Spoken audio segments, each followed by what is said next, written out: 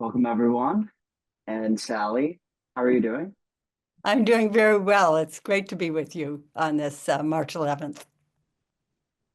Glad to hear all is well. And hello again to everyone in attendance today. Happy Women's History Month. Uh, for those of you that don't know me, I'm Ronak Sheth, CEO and founder here at Videobooks. If you're not familiar with we've been learning from best-selling business books as fun and entertaining as watching a movie or a short documentary. If you want more info, just stay tuned until the end of the chat. But for now, let's focus on what will be a great conversation on how women can overcome their roadblocks and unlock success. We're going to save the last 15 minutes or so for Q&A, and you can pre-ask your questions in Slido, which should be in the chat now, and upvote anything you really want answered. But before we dive in, Sally, I'd love to share a bit about your background with everyone. You're recognized as a leading expert on women's leadership, with Forbes naming you the world premier authority in the field. As a best-selling author, speaker, and top-ranked leadership coach, your work has helped countless women advance in their careers. Your book, How Women Rise, quickly became a bestseller and has been translated into 18 languages. And really excited to have you here today, especially to celebrate International Women's Month. And to start off, would love to just maybe hear a little bit about your story and what led you to write How Women Rise. And just what you realize there are the differences between what holds back women versus men. Well, thank you, Onek. It's wonderful to be with you. And I'm very pleased to announce that since that bio was written, we are now in 25 languages. So it just keeps going 7 years after the initial publication. I got interested in women's leadership back in the 80s when I was working in a variety of different corporate environments. And I saw what a poor job companies at that time were recognizing what women had to contribute as leaders. All the emphasis was on how we needed to change and adapt and get with the program and try to do it exactly like men had done it. It was very clear to me that organizations and organizational cultures were changing, partly because of the technology, which was very innovative at that time with desktop laptops and desktop computers as opposed to big mainframes. So I felt that we were getting really bad advice from every corner. And I decided to focus on some great women leaders and see how they did things and what they said about how they did things. A book that became The Female Advantage, Women's Ways of Leadership. And it was really the only thing like that out there. So it quickly became very successful. And companies started asking me in to speak. I hadn't done anything like that or ever imagined myself doing anything like that. So it was quite an exciting time, and I think that it has remained an exciting time for the now 35 years I've been working in this field. So my focus had always been on what women's strengths were, but when I read Marshall Goldsmith's big bestseller, What Got You Here Won't Get You There, back in about 2010, I think is when it came out. It was about the habits and behaviors most likely to hold successful people back. Marshall was drawing from his own very long and rich experience as an executive coach. And he had a brilliant insight, which was that the same habits that can serve us well early in our career can hold us back as we seek to move forward and into positions of more authority, influence, leadership. And so I thought that was brilliant. And some of the behaviors were very resonant. However, it was clear to me, because I had by this point been working in women's leadership for about 25 years, that most of the ideas were gathered from the male clientele that he had, because it was predominantly male clientele through the years. So, he had things like, he started with learn to apologize, which was, of course, hilarious to me since I travel all around the world and women are ceaselessly apologizing for one thing or the other. And he, don't always talk about how great you are and other things. And so I suggested to him that we should collaborate on a book that took his template, his fundamental idea, but look at the habits and behaviors most likely to hold women back. He loved the idea. He said he wanted to expand his audience and gain more credibility with female audiences. And so it was a real, it was a win-win for us. And How Women Rise is the result. We looked at, I had a pretty good idea what most of these habits were, but it was great to have someone to test them out on and develop them through discussion. So that was really how Women Rise came about. I had not expected that it would be not just as successful as it was, but that it would have the kind of global resonance it has come to have. So that has been a very good thing. It's an amazing story. And we also have What Got You Here Will Get You There as a video on our platform. So the two really do pair well together. And Marshall is always a pleasure to work with. And I guess since the book has been out now for a few years, have you noticed any differences for women in the workplace since when you initially wrote the book? I certainly have. There are many positives.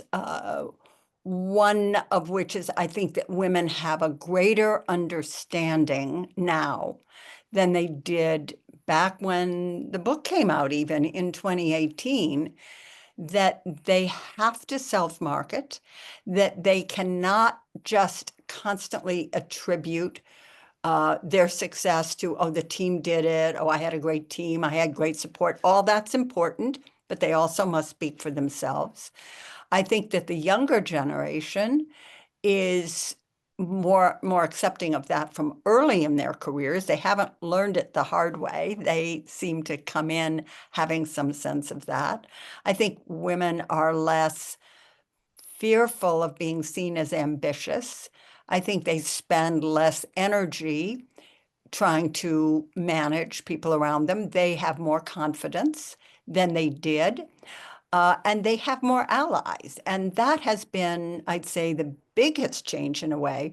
Women have more and more become strong allies and advocates for one another, and they have been more comfortable enlisting men. Ronak, when I published The Female Advantage, and I kept getting asked to companies to come in and do a women's event or a women's conference or whatever they were doing, they always had the same problem, which is that they couldn't get more senior women to sign up. They couldn't get them to participate. And sometimes they would ask me to give those women a call and say, please join us. And when I called them, they almost always said the same thing. I don't want to be identified as a woman. I want to be identified as a leader. It was clear that they were fearful of being seen as just a woman. And someone used that language. I don't hear that anymore. Women seem eager to sign up. And for any kind of women's event, gathering, group, senior women, they seem to see that they not only have a responsibility to do that and to pay it forward, but also that it's good for them in terms of their brand and their identity to be known as a champion of other women rather than a threat. So those are very big changes, that solidarity, the understanding that they need male allies, and greater comfort at enlisting them, greater confidence, greater understanding of needing to make themselves visible and out there. It's really insightful. I think I'm sure there's going to be some questions that pop up in response to that for the Q&A. And today, we're going to go through just a few video book for How Women Rise. And in the opening, you tell a great story about how over preparing for a big conference was actually to your detriment. We're going to go ahead and take a look at that clip. Sally Helgesen remembers speaking at an important conference with Marshall Goldsmith. Well, Marshall Goldsmith had written a wonderful book called What Got You Here Won't Get You There, about the habits and behaviors most likely to get in the way of successful people. And I was a little bit intimidated at being on the stage with Marshall. I was in Rhode Island and I had some friends in the area who asked me out to an Italian meal with them the night before. And I elected to stay in my hotel so that I could, just have a Caesar salad and water and rehearse and rehearse and rehearse. The next morning, Sally came down to meet the client, only to find Marshall in shorts. He said, "Oh, I've been on the road, I forgot my pants. We'll have to drive around and find a J. Crew or something."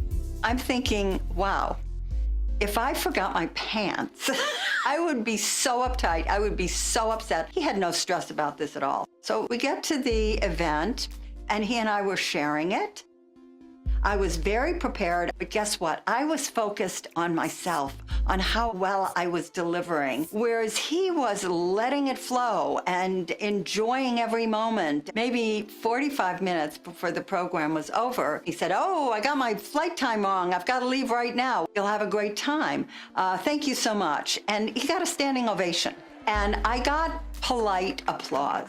I realized women tend to be more perfectionistic, and I think if I'd done one thing differently, it would have been to go out and have dinner the night before with my friends at a great Italian restaurant in Providence, instead of sitting in my hotel room reading over and over and over my script.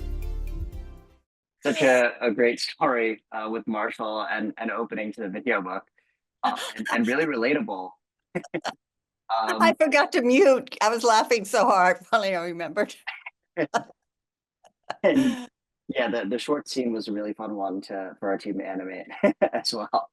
Um, I guess this is really relatable. Trying to do so much prep for a presentation that you get in perfect mode, perfectionist mode, and not realizing what you could be, sacrificing. I guess from your perspective, why do you think women in particular, often struggle with perfectionism?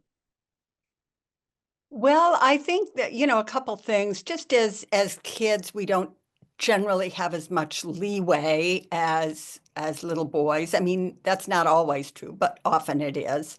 And not just from parents, but from teachers. If we cause some problem, it's really frowned upon. So we get points for being good girls in every circumstance.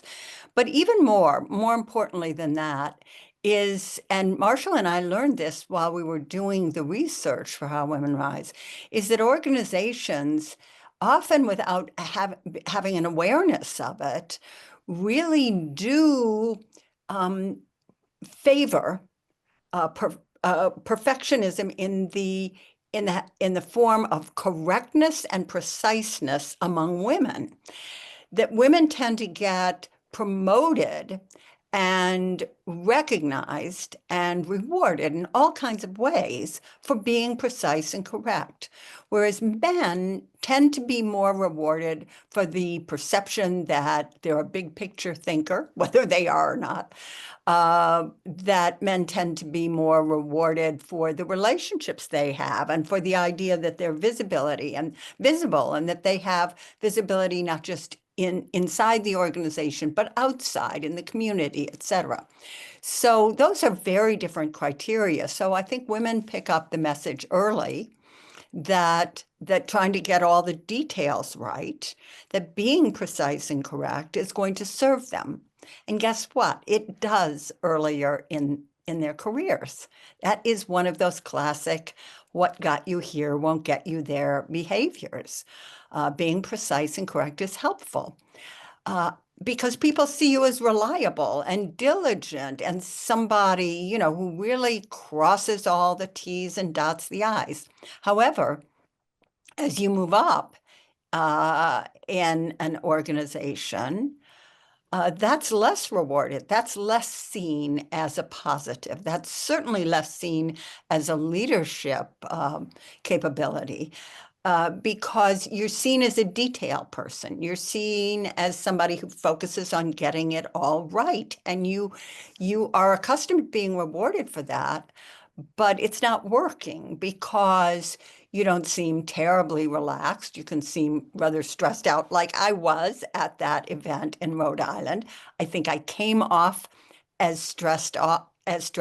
And the women in the audience, it was an all-women audience, they picked up on that. And, they knew what an overstressed perfectionist woman felt like, because that's what they were surrounded with and may have been themselves. So that wasn't, really what they were aspiring to at that moment. Whereas Marshall was like, oh, having a blast here. Oh, oh, you thought that was fun. So it was fun, and that is kind of relaxing and gave them a relief that I was definitely not able to provide. So for all those reasons, we don't, it doesn't serve us. It makes it hard to delegate, for one thing. How can we delegate when everything has to be done perfectly? And that's why you often hear perfectionists at a higher level saying, oh, it's easier to do it myself. Well, that doesn't develop your people, and has the potential to make you exhausted. You can be a micromanager because you're focused on all those details. So you're not looking at the big picture, and this kind of serves and cements your brand as someone who's a detail person.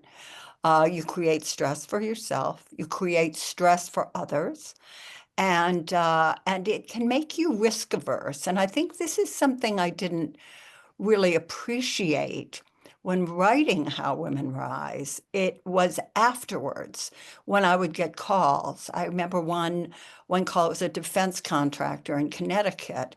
And the woman who was head of HR said, we need you because we have such a problem with stressed out, perfectionistic female engineers. And we cannot get them to take risks in their careers. So it's, they're not ready for the next step. They've still got more to learn. They don't apply for a job because they feel they still have more to learn, that kind of thing. So this really becomes problematic, but it's not apparent until you're at a higher level. It really seems like a what got you here, what got you there type of habit. And it seems like it comes from a good place, right? We want to grow, we want to do the best work. I guess, what advice have you given to women and professionals to balance the really high standards they hold themselves to, while having realistic expectations, right? How have you kind of coached people on how to maybe move away from perfectionism, and to be able to kind of grow in their careers? There are a few things I found particularly helpful. And one is to, always keep in mind a sort of a rule for yourself to ask, is this something that really needs to be done to 90%, to 80%? Is 70 okay? Everything isn't worth the same effort. Some things are small, and not getting it exactly right is not going to be the end of the world. I remember I used to work I was a speechwriter back in the 80s. And I worked in companies where you had to have an absolute perfect draft for a speech that might get rewritten 20 or 30 times. You couldn't have a single typo. It was ridiculous. You were just handing it to a very, kind of low level at that time, what you needed. And so why?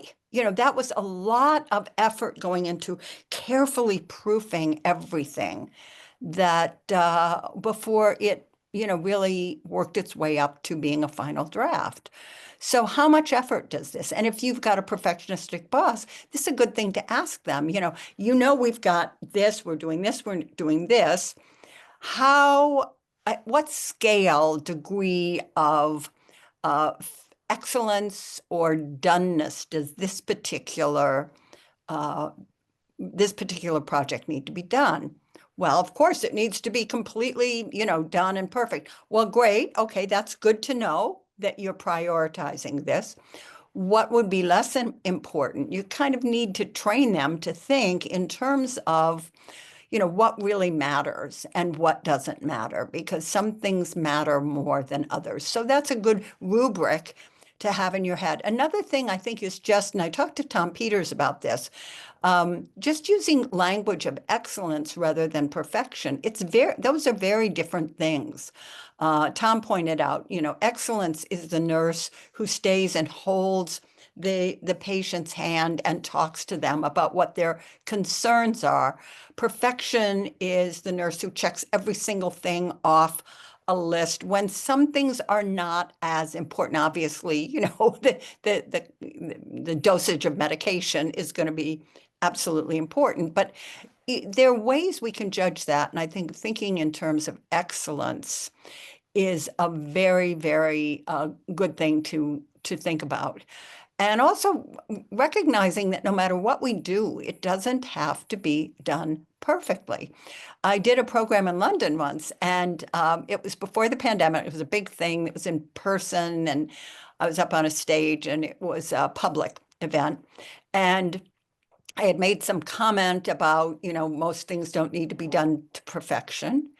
And I sort of tossed off the thing. I said, unless you're a surgeon, of course.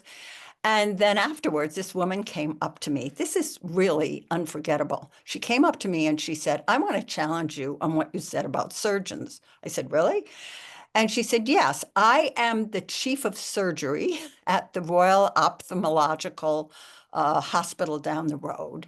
She said, and I am here to tell you that we get all of our worst results with perfectionistic surgeons. I said, how is that? She said, well, perfectionistic surgeons, first of all, their team is scared of them. Their team is scared of making a mistake, and all they're thinking of is not getting blamed. So they will not bring up something, doctor, I was thinking, are you sure you want to use this? You instrument, you usually use that. They'll say nothing. If they observe something that could be problematic, they won't say anything because they're scared. The other thing is, she said, and this is not the kind of thing a non-medical person would think of. She said, when you get in the human body, you always find something unexpected. And if you're a perfectionist, you can't adjust to that because you go in with your picture of what should be. So I left that thinking, wow, if a surgeon does not benefit from being a perfectionist, then how does anybody benefit by it? It undermines the team and the input you get and makes you rigid in terms of your expectations. Really, really interesting. The surgeon example is not something that I would have thought of. And yeah, it also feels like adaptability is really important, and perfectionism can kind of lead to adaptability not really being there, or you're not being flexible enough to be able to adapt to things in real time, right? Which I feel like now, when things are changing so rapidly, right, with AI and so much innovation happening, it's even more important than maybe ever before. Really helpful advice, and just quickly switching gears to another topic in the video book. So you talk about habits a lot, and how both helpful and harmful habits are becoming more ingrained in everyday work and lives than we might even realize. Want to share one more clip from the video book just for a moment here. Your habits form because you've done them repeatedly over time as a way to deal with circumstances. In other words, your habits are not you, they're you on autopilot. This is because of your neural system.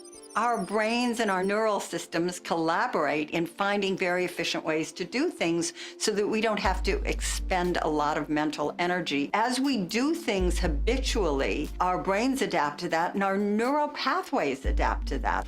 Think if you were driving a car and every time you went to make a turn, you had to consciously think through every step.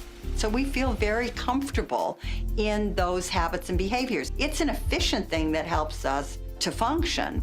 But to progress in your career, you have to change habits.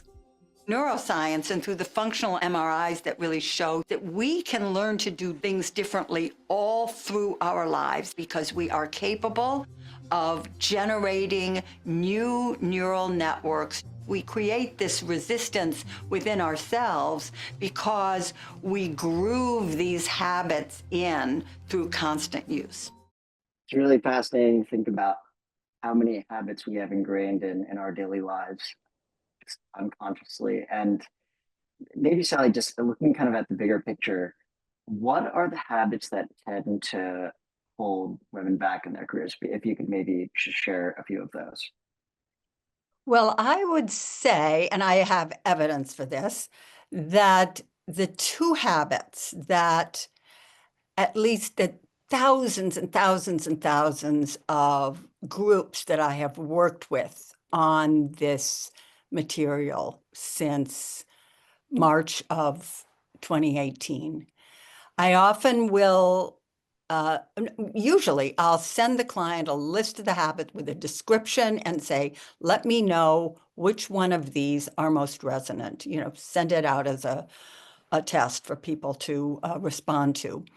And there are two habits that always come up at the very top. And one is expecting others to spontaneously notice and value your contributions. And this is the sort of passive approach when we're not quite sure how to talk about our achievements. We don't want to sound all about me. We don't want to sound arrogant. We may have had pushback or feedback. Well, you sound pretty sure of yourself, that kind of stuff. So rather than finding a way to do that we're comfortable with, or we may have seen it done horribly. And, for decades, women have said to me, if I have to be like that jerk down the hall to get attention around here, no, thank you. And, whether that jerk is a woman or a man, but that sort of reluctance because we don't have a way of solving that, we can take the passive approach of expecting others. Well, I believe people will notice if I do good work, or I believe people should notice if I do good work. But they often don't, and they're busy. And now that's even more true since so many of us, at least some of our work is done virtually. It's hard for people to notice what people are achieving and contributing when they don't see them in the office on a regular, ongoing basis. So that can make us feel bad or like we don't belong, or, oh, I'm not being noticed. These other people, they're showboats. I'm not, whatever it is. It can get kind of toxic, get caught up with ruminating and feeling like you don't belong. Whereas, in fact, we need, and we can talk about that, a much more proactive approach to gaining notice for what our contributions are. So that's one. And the other habit that comes up over and over and over is putting your job before your career, demonstrating your loyalty by not appearing interested in the next job. No, I just am here to do a good job, instead of thinking about and to some degree talking about what you might want to do next. I remember a breakthrough moment with this came about 2 years into the book. I was doing a big program for a huge global healthcare company based in Chicago. And I, was talking, I don't know how you could be reluctant to apply for a job because you were, you felt like I need to be satisfied with what I'm doing now. It'll happen, et cetera. Again, kind of a passive approach.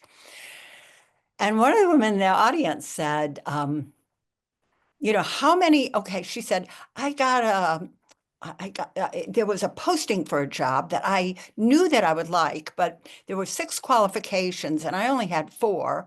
So I didn't apply for it. How many do you think I needed? Did I need all 6? Would be 5 okay?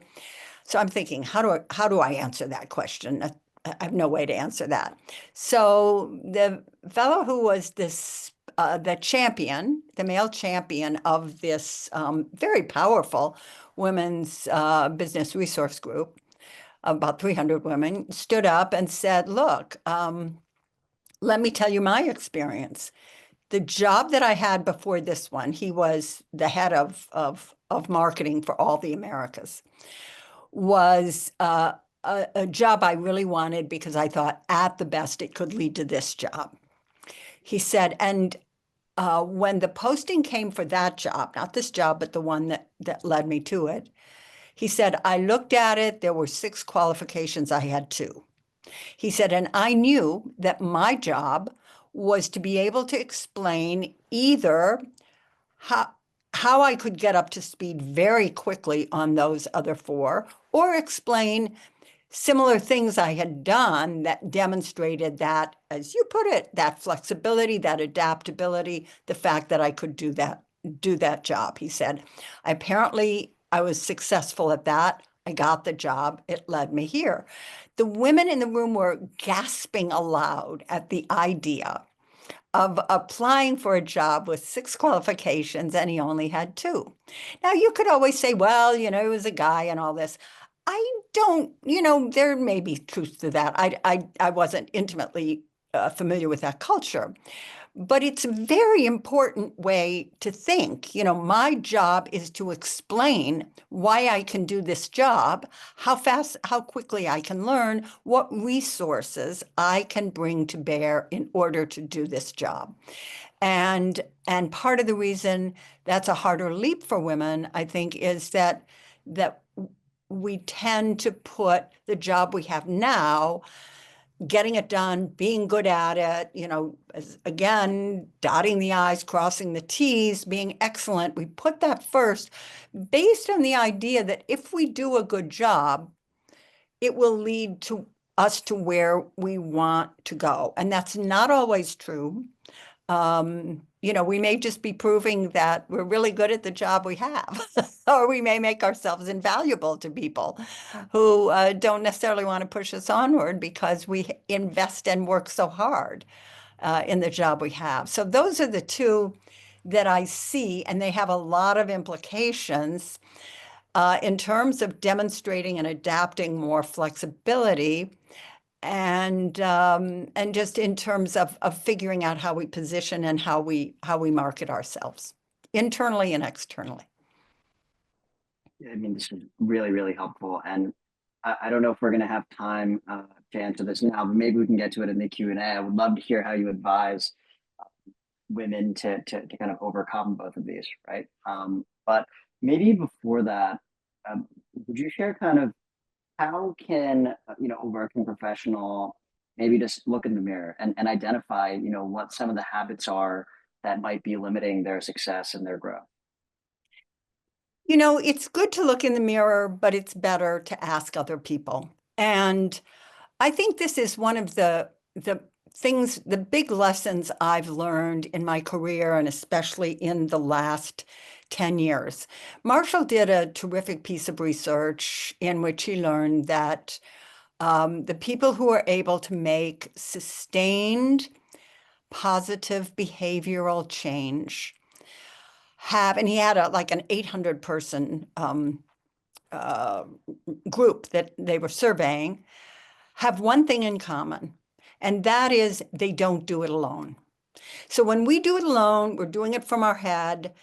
The internal voices we have are telling us, I'll never be able to do this, or this is so hard for me, or why can other people do this, whatever it is.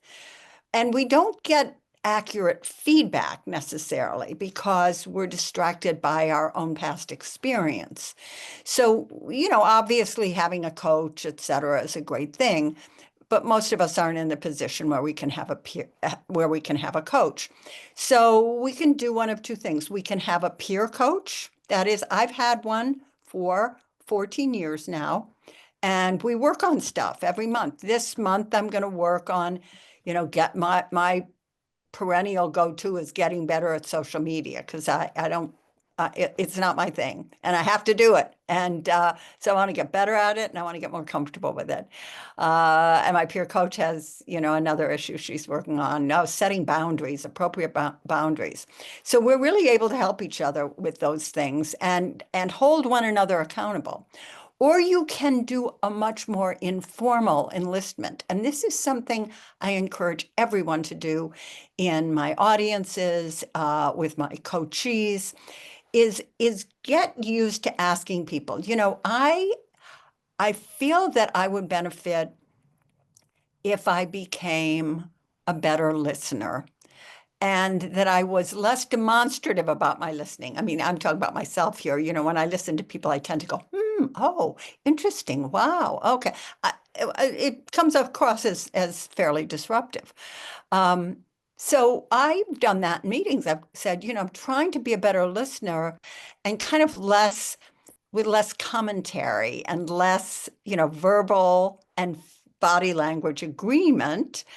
Would you, and because I think it's kind of disruptive. I see that on Zoom because the camera defaults. Would you watch and see what you think? Give me, you know, just you can give me a little signal if you see me doing it, or just let me know, because maybe the person will say to you afterwards, you know, I didn't see that at all. You seem to have, you know, if this has been a problem for you, at least in that circumstance, you didn't demonstrate it. So you're getting this kind of 360 feedback because you're asking for it all the time. I've had trouble speaking up in that meeting. I'm going to do it this time.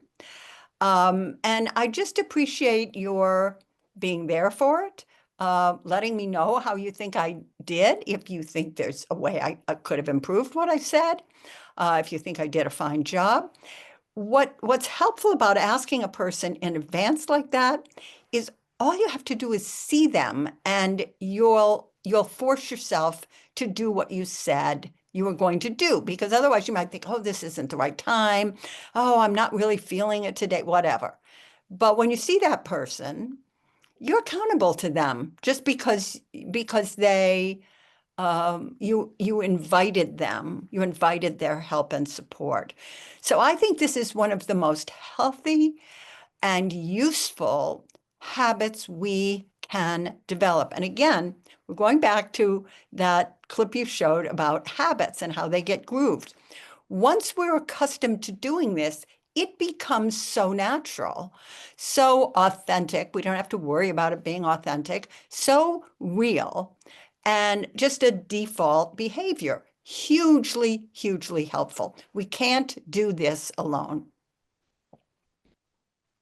Really, really insightful. And especially on the listening point, I just read something about active listening and how a lot of people are actually just listening to reply, right, versus actually actively listening. And so your example was really resonant as well. Um, Wanted to move on to kind of the third point that we want to discuss today from the video book, so that we have time for Q&A. There's a lot of questions. Okay. So I'd love to discuss the idea of claiming achievements and why many women struggle with this. So we're going to play a clip from the video book about that now.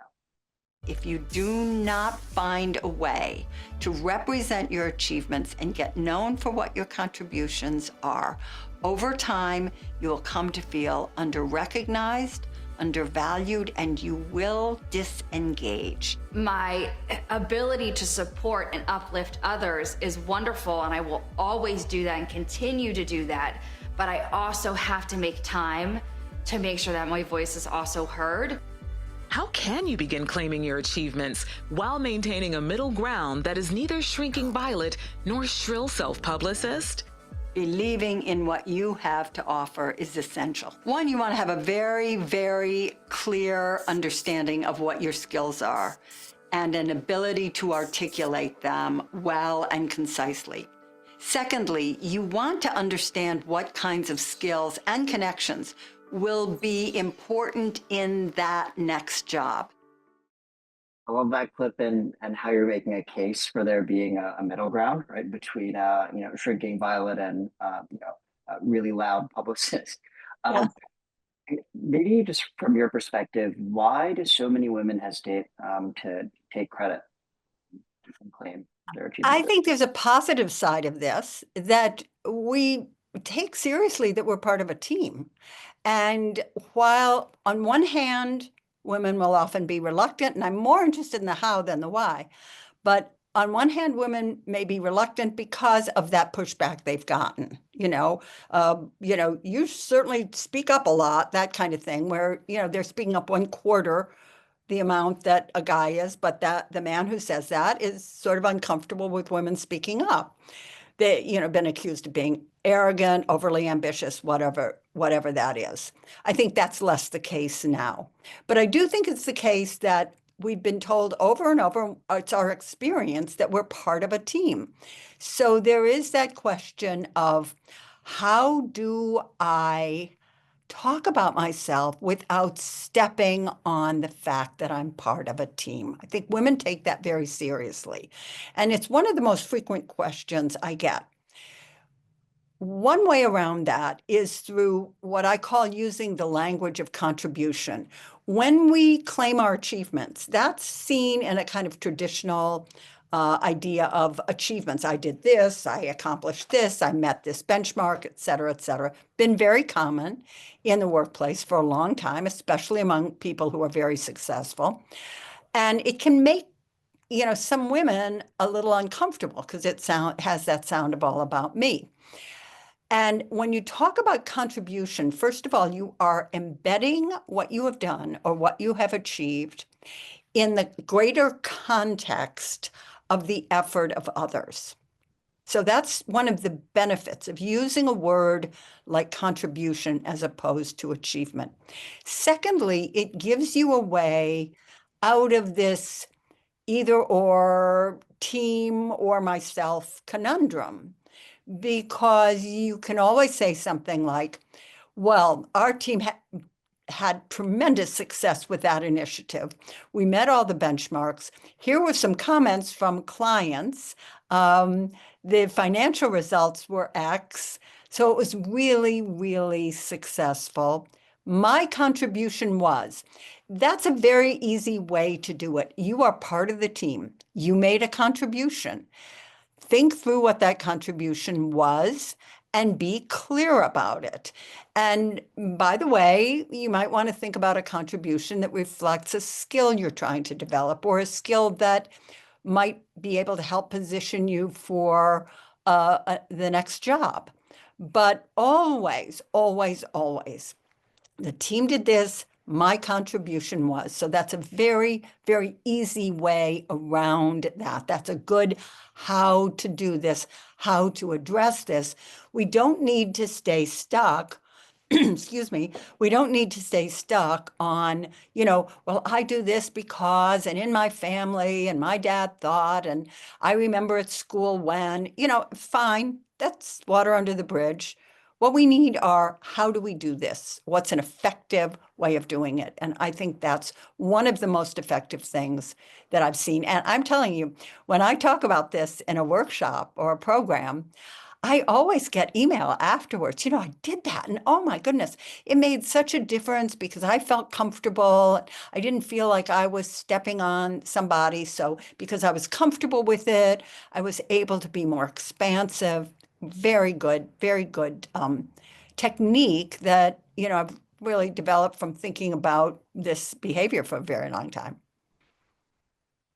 Really, really interesting. And I think it's a great tactic to be able to use. And maybe one more question before we head into Q&A. So, with it being Women's History Month, we'd love to know if you have any, final words of wisdom or advice for female leaders in the audience and in the workplace. Maybe, any advice they would give today to women on kind of how to their careers. Yeah, I think the most important thing in your career is having a sense always, your job is your job, and you have a network for your job. It's your tactical network. It's the network that helps you do your job every day and the people you connect with. But you also have a career, unless you're at the very end of it. And even then, a lot of, especially women, when they retire, go on to do something else. They go on to do a small entrepreneurial venture or to do consulting. They rarely just end it in the old-fashioned, education, career, retirement mode.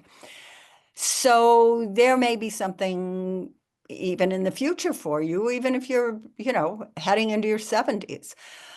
So you want to also have that awareness of the career and nurture the strategic network, because that strategic network is not the people who help you do your job every day, but the people, and they can be in the company, they can be in your sector, they can be in your community, they can be in your neighborhood, but they are the network, the connections that you have who will help you think about what you might want to do next and know where to get the resources and skills in order to pursue what it is you want to do next. So it's to some degree, it's a way of thinking, thinking I'm going to spend 80% of my time thinking about my job, working on my job, doing my skills and being in touch with the people who are the support here. But 20% of my time, I'm also going to be thinking about what's next and talking about it. That's one thing, talking about it, not just thinking about it, but what do you can say that to your boss. I really enjoy this job. I feel like I've learned a lot. I've grown a lot. It's opened up some of my thinking about what I might do next. Where do you envision me going? What do you think would be a good next step for me? You may agree with it, you may not agree with it. If you don't agree with it, don't say anything. Just say, oh, thank you. But it's very helpful to talk about these things because it makes it less fraught when you decide to move on. Thanks so much, Sally, for this wonderful conversation and all the advice and wisdom. We have a few questions I'd like to share with you from the audience, if that's okay. Sure. All right, so the first one here, Sally, with your experience, how do we create a community of women who help each other rather than being competitive? This has been the most wonderful thing that I have witnessed over the last 35 years. Women have become far less competitive with one another. If there's a woman in your group or your circle who is very competitive, don't focus on that. Focus upon building, helping relationships with other women coming up. I happen to think, I have watched women's networks internally in companies transform themselves. When I first got into this, there were very few, but the ones that existed were pretty much gripe sessions. They had no budget. Maybe they'd have a brown bag lunch where everybody'd bring a little lunch and they'd get a little conference room and everybody would complain about the company, the boss, whatever it was, how they had, their expectations weren't being met. And it was, it was hard to keep them on track with something positive, I'll tell you. But that has changed. I almost never see that anymore. And one of the questions that is asked the most is, how can we support the women coming up? If your group, whatever it is, if this is a sector group, if it's an internal network, and we all should be part of some kind of women's group. And more they have men in them, which is a very good thing because, we need the guys. But, when we're part of that, trying to keep that focused on, how can we bring younger women in? How can we make them feel more welcome? How can we help them understand what's going to really be most useful for their careers? How can I be a resource to women coming up? I think that's a very, very important question. And it's one that I see more and more and more women asking. Thank you. And one more here. So many women are juggling needs at home with needs at work. What company policies have you seen make the biggest impact in helping with that? The company policies, excuse me, that I see making the biggest impact are flexibility policies that let people have a choice.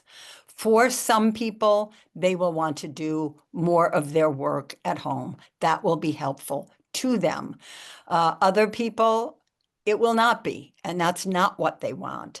So these one size fits all sort of cookie cutter policies, we're going to let women have X number of days from home. We're going to, give families this kind of, people want different things. Some people have their parents living next door. Some people don't have anyone related to them living for within 1,000 miles.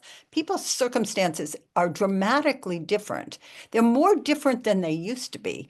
And it's just evolving very fast. So I think the best thing that I've seen is organizations that really give people a choice. There's a reason that word choice and women have been connected for so long. We need choice in all kinds of things because our lives tend to be very demanding, and also just not tying it to motherhood. That's a way to sort of divide women. Well, we're giving these policies to women who have children, but we're not giving them to women who don't. Let people pick what is most effective for them, how they communicate, how they're in touch, who they're in touch with, how they bring in clients, if it's a client facing situation. People have good ideas about what works for them, and then give them the ability to change that when it's not working. Obviously, you've got to have, certain parameters. You can't have just everybody making it up all up as they go along, but some people work at night, some people work in the morning. Some, just as the optimal flexibility and individual choice tends to be the most effective and the most assured of retaining valuable talent. Very refreshing to hear, because I know there's a lot of change happening with that, where there was remote work for a while and now everyone's kind of being pulled into coming back to the office, right? And there's some companies are more flexible than others. So it's really refreshing to hear that insight. And a lot of other questions here, so I'll try to get to a few more. Okay, good. So what's one piece of advice you wish more women heard early in their careers? Heard early in their careers. I would say early in your careers, forming strong networks with colleagues.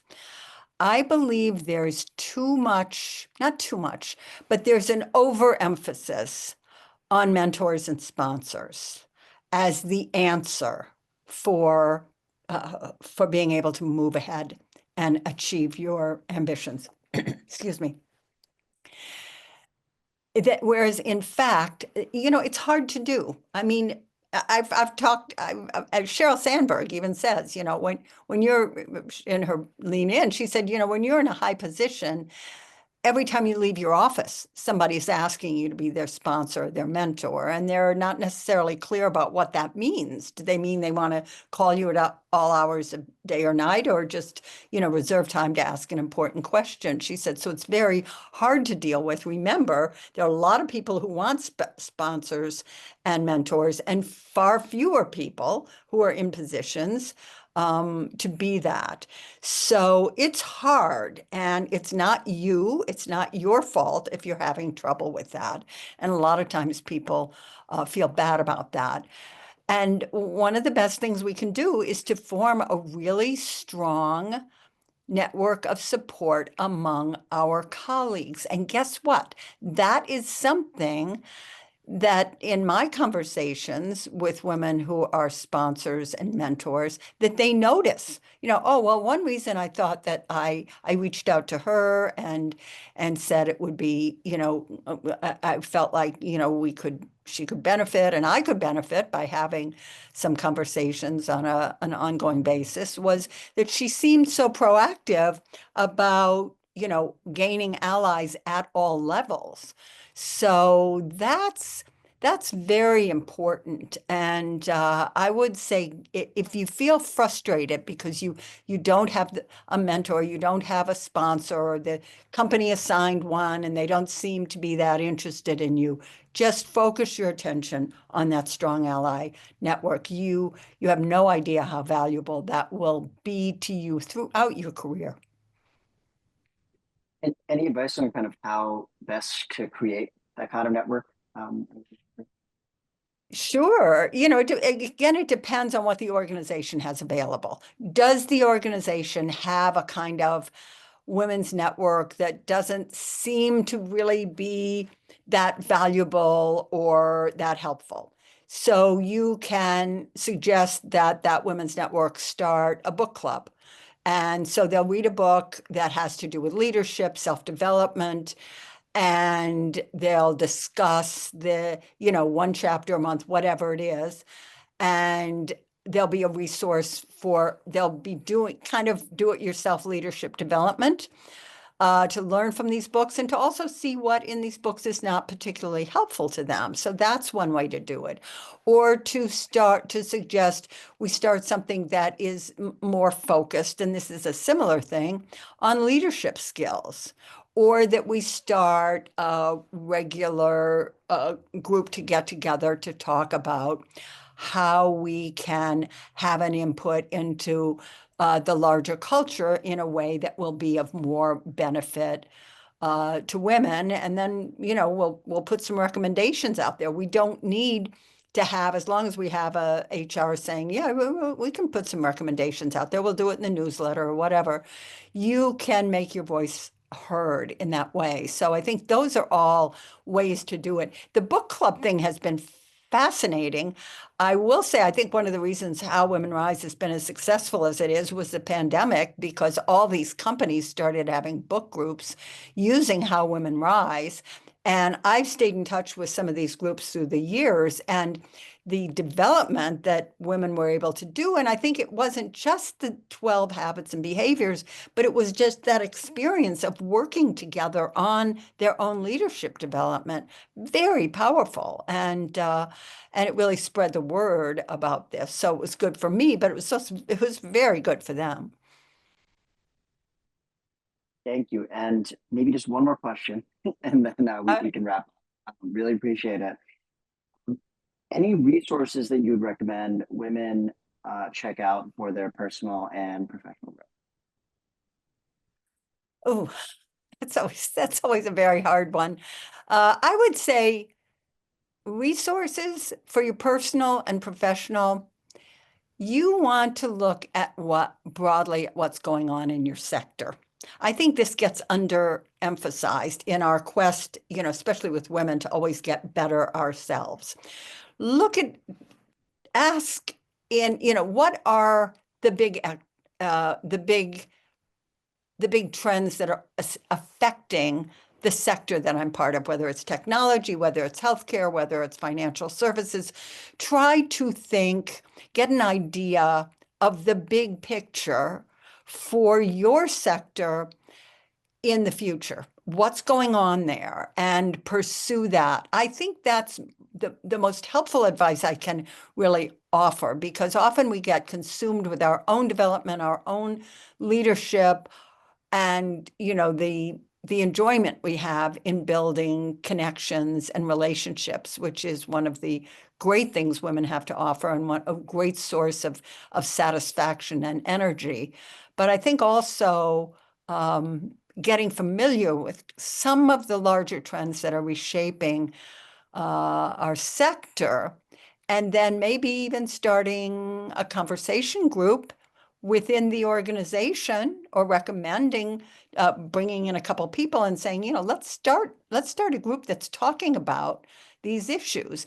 Then what do you do with that? It gives you more information. It may help you identify what would be a useful path for you to pursue in the future. And you're also identifying yourself as somebody who has thought leadership and is a big picture, a visionary person in your sector. And that's a really, really valuable thing to do. So I think that's a great approach. And it's one that, it's a real leadership activity. It's a real leadership behavior. Thanks again, Sally. Really appreciate the time and the discussion. Really enjoyed it. Thank you, Ronak, and thank you to your wonderful team.